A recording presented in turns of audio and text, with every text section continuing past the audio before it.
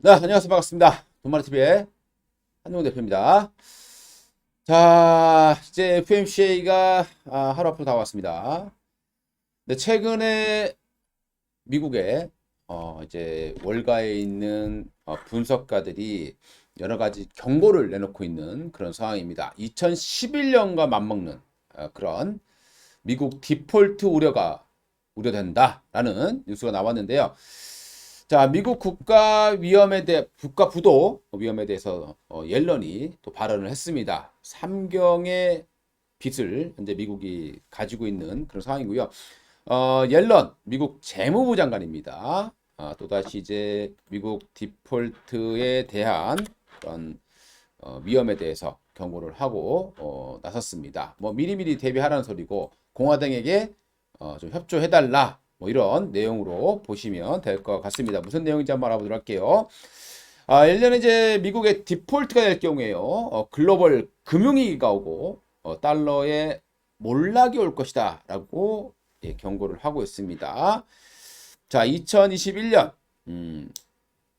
12월 달에 단기적으로 금융시장을 혼란시켰던 이슈긴 합니다만은 2021년 12월 달 실질적으로 미국 지수는 크게 밀리지 않았습니다. 그냥 기회에 불과했다는 소리가 되겠죠. 결국에 시장은 그렇습니다. 결국에는 니들이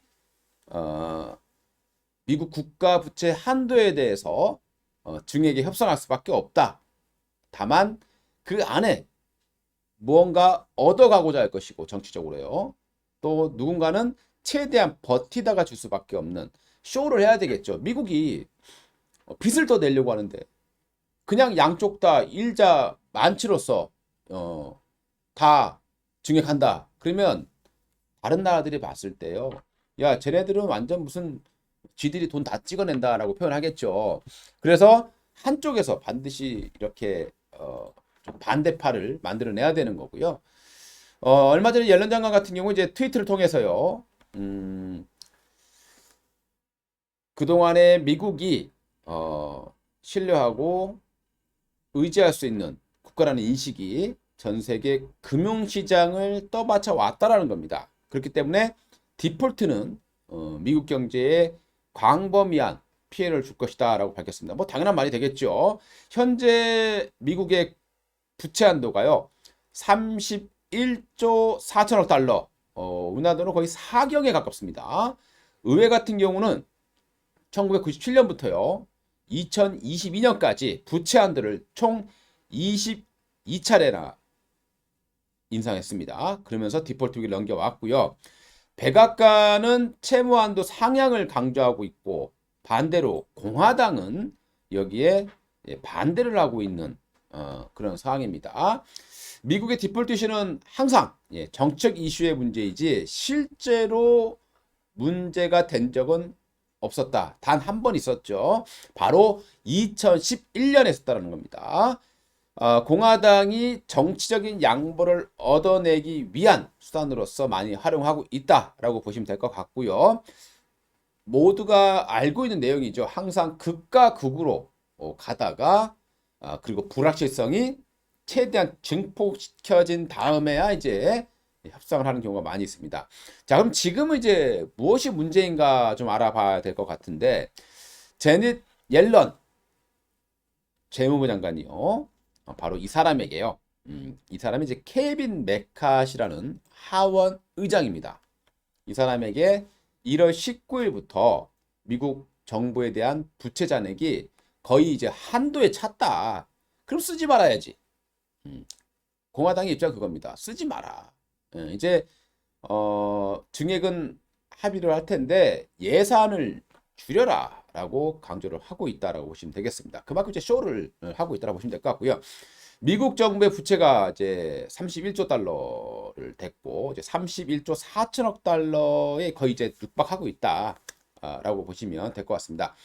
이제 부채 한도가 이제 다 차게 되면 어떻게 될까요?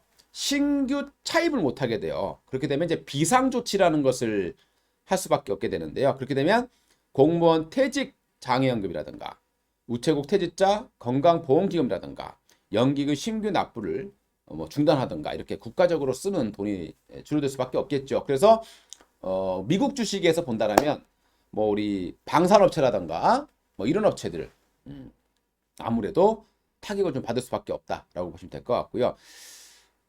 지금 그 미국 같은 경우는요, 공화당이 계속해서 이제 지출을 좀 줄여라라고 강조를 하고 있습니다. 결과는 합의할 수밖에 없겠죠. 공화당이 만약에 현재 반대하고 있는데 계속해서 반대하다가 정말 뭔가 금융시장에 충격이 왔다라고 했을 때는 공화당이 모든 비난을 떠안을 수밖에 없습니다. 그런 정치적인 리스크를 이 공화당이 그대로 안고 갈 수는 없다 이렇게 보시면 되겠고요. 자, 그러면 이제 미국의 부채 한도라는 게 뭔가 좀 알아보도록 하겠습니다. 자, 미국 법률에서 나온 건데요. 매번 지출안이 올 때마다 상하원을 통과를 시켜야 되는데 그걸 맨날 받으려니 불편하다라는 거예요. 그래서 이 같은 이제 번거로움을 이제 줄이기 위해서 부채 한도를 만든 거예요. 그 안에서는 할 수 있다 이렇게 보시면 되겠습니다. 그렇게 하다 보니까 미국의 빚이 지금 뭐 엄청나게 증가해 있고요. 2030년까지도 계속해서 증가할 수밖에 없는 구조가 돼 있는 거예요. 돈을 계속 쓰니까. 그래서 공화당에서는 이렇게 좀 지출을 줄여라라고 말을 하고 있다라고 보시면 될 것 같습니다. 한도를 넘어서면 이제 빚을 낼 수 없다라고 보시면 되겠고요. 지금 1939년부터 시작을 해서요. 총 90여 차례 부채 한도를 늘리거나 유예해 오면서 지금까지 이어진 상황이 되겠습니다. 2011년이에요, 바로. 이 한도 조정이 늦어진 거예요. 늦어지면서 미국의 신용 등급이 하향 조정당했습니다. 그래서 사상 초유의 일이 발생한 거죠. 그래서 그때 당시에 이렇게 미국 증시 나스닥 지수를 보시게 되면 단기적으로 쑥 쏟아지는 모습이 보이실 겁니다.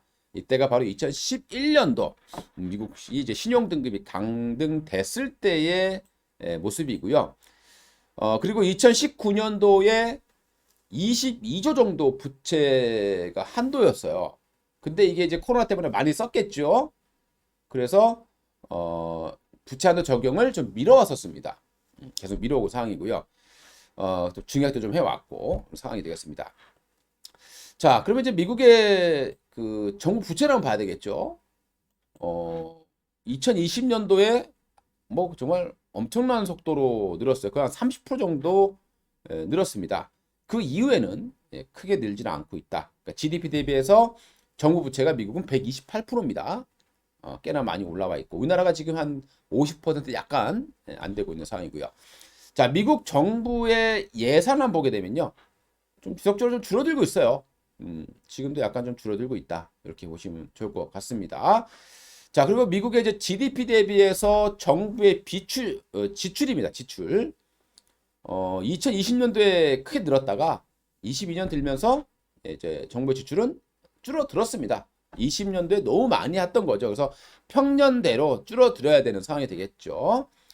그걸 지금 계속 강조하고 있다라고 보시면 되겠고요.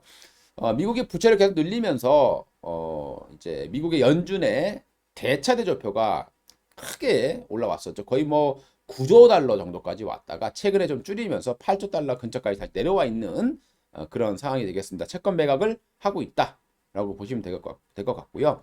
미국의 이제 이 군사비 지출이에요. 최근에 사상 최고치를 돌파하고 있는 모습입니다. 이게 이제 좀 줄어들 가능성이 있다. 그래서 미국의 방산업체들 또 방산업체 관련 종목들이 좀 수요가 좀 줄어들 수 있다라고 봐야 될 것 같습니다. 자, 결론적으로 본다면요. 모두는 사람들은 다 알고 있어요. 결국에는 한도 증액에 합의한다라는 겁니다. 근데 이게 6월 달이에요. 그런데 우리가 한번 생각해 보자라는 거죠. 우리가 올 초에 미국 증시가 반등을 하고 있습니다. 한국도 반등을 하고 있죠. 자, 여기에 자, 미국이 금리 인상이 올 상반기 안으로 이제 끝납니다. 자, 그러면 시장은 조금 더 올라오겠죠. 자, 지수가 많이 반등을 했어요. 그러면 저평가 매력이 사라지게 되겠죠. 기업의 실적은 쪼그라들고 있는데 주가는 반등을 했다라는 겁니다. 그러면 분명히 이제 울고 싶은 상황이 되겠죠.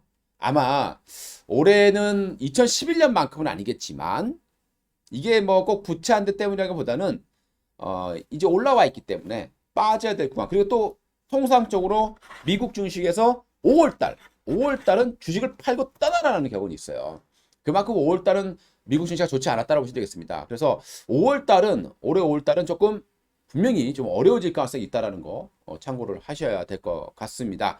자, 그리고 나서 이제 결국에는 합의가 될 것이고, 그리고 나서 주식도 다시 올라가는 뭐 그런 모습이 예상을 해볼 수 있고 예상이 되는 그런 상황이다라고 보시면 좋을 것 같습니다. 그러니까 지금 미국 주식 다우지수를 보시게 되면 꽤나 많이 올라왔고, 자, 요 정도에서 걸릴 가능성이 상당히 높습니다. 35,000포인트 정도 되겠죠. 이 정도 되면은 사실 거의 사상 최고치에 근접한 상황입니다. 근데 미국의 실적은 안 좋아지고 있는데 주가는 사상 최고치다. 말이 안 되겠죠. 그러니까 그쯤 오면은 울고 싶어지는 상황이 되는 거예요. 그리고 나스닥도 최근에 좀 올라왔어요. 그러면 이 부분까지는 나스닥도 상승 가능성이 있다라는 겁니다. 12,500선까지요. 그러면 그때쯤 되면 역시 울고 싶어지는 상황이 된 거죠.